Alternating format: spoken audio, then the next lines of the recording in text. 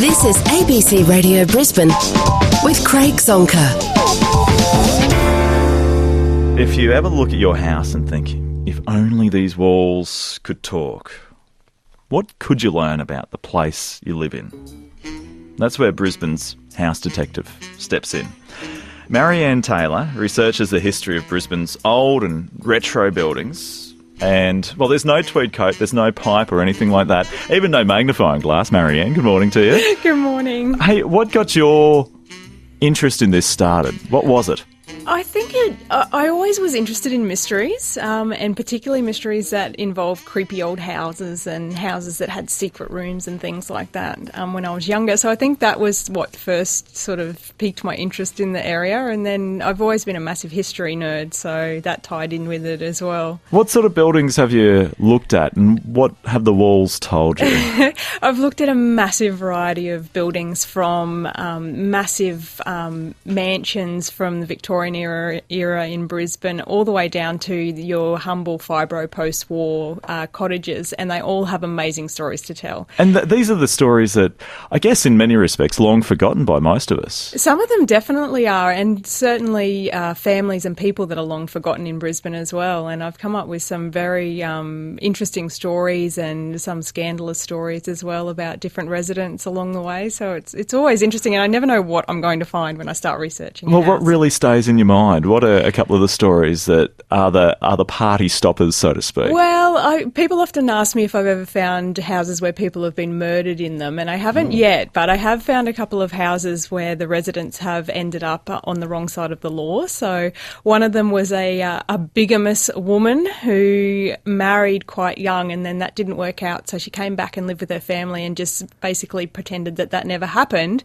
Found herself in a position she had no right to be in, not being married, as the newspaper article described it, and decided to marry the father of that child, and sort of conveniently forgot she was already married, but the law did catch up with her, so she actually spent time in prison for bigamy. So wow. That was one story that stood out. And when you go about doing this, and you probably don't want to give away your detective secrets, but is it going back through newspaper articles? How do you track down that history of said house that you might be examining? That's right. Newspaper articles definitely play a massive part, but it's very time-consuming because you have to go to so many different sources. So I not only search online, which is fantastic, a lot of records are online, but I also go and visit the State Archives out at Runcorn. I visit the State Library. I look at the actual certificates of title for the land to tell me the owners' names and that type of thing. So, and it depends on the house. Once I get different clues, I'll follow those like a detective. I'll follow those to different sources and see what they can tell me as well. And what age of places have you been mainly looking at? Mostly it's older houses that people are interested in, but last year I finished a project called Brisbane Retro, which was about the post-war houses, which focused on houses built between 1940 and 1970 or 80. And that was of particular interest. And I think there's a bit of an attitude that, oh, my house isn't old enough to be of interest or that type of thing. But every single house has a fascinating story to be told. And, it's the people that have lived in the house. And the post-war houses are of particular interest in themselves because it was such a revolutionary time in building in Australia, and lots of new innovative methods were being used, and you see a real change as well in the design of the house, which reflects social changes. So, like what?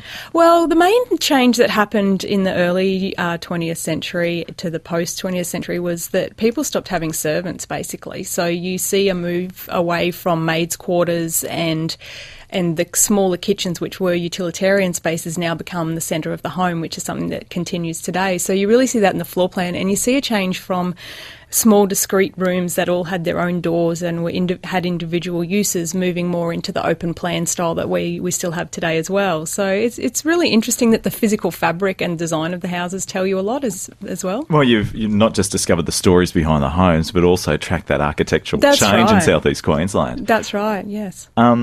When it comes to the work that you do and the houses that you go and visit, what about those times, and we hear stories of this, where people pull up the old lino and they see, a newspaper clipping, is that what prompts someone to give you a call? That has definitely been how people have approached me. So they've bought a new house, they've maybe uncovered something. I know people, one person found a newspaper clipping and they wanted to know if it belonged to the previous owners of the house, if it featured them in the article. That's definitely one way people come to me. One that stands out from this year was a lady had heard strange noises and sounds and felt a bit of a presence in her house. So she had some paranormal investigators out who actually said that they felt the ghost of an old man who died suddenly in the house and also a young girl. So she wanted me to try and find out if anything about the history of the house matched perhaps those two spirits. And did it? Well, look, they said his name was Jack, but that is obviously a very common name, and there was a Jack that did own the house. However, he didn't die in the house, so that was a very interesting way to come at it anyway, and it was absolutely fascinating to try and match that. How do you feel when you get to present your findings to a house owner? I get so excited every time because it's so great to see the owners connect with the history of their house, and it's amazing too how many times there's sort of links between the current owners and the past ones, whether that's an interest in something in particular. For example, if someone's interested in sailing and I've found that there was previously a sea captain that lived there or something like that. And I've also had a run of houses this year where I've managed to put the current owners in contact with previous owners, which has been amazing because just to see them share the stories about the house and to bond over the house, and it really makes the house bigger than any single family that has lived there, which I love.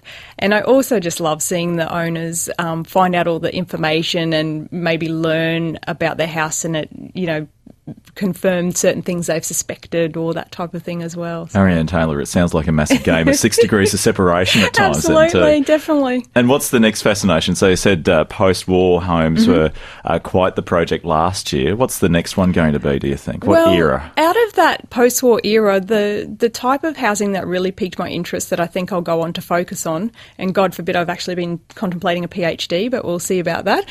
I've actually been looking at social housing, so things like there was a lot of government schemes after the war to provide affordable housing for people, so returned servicemen and also progressing on to the Queensland Housing Commission. So they were actually responsible for building and designing large and innovative styles of houses. So that would be probably my next current focus. Well, I look forward to reading that PhD, Marianne. Thanks so much. Hey, thanks so much for joining us this morning. What intriguing research you've been doing on homes around Brisbane and South East Queensland. I really appreciate it. Thank you, my pleasure. On ABC Radio Brisbane, this is Craig Zonka.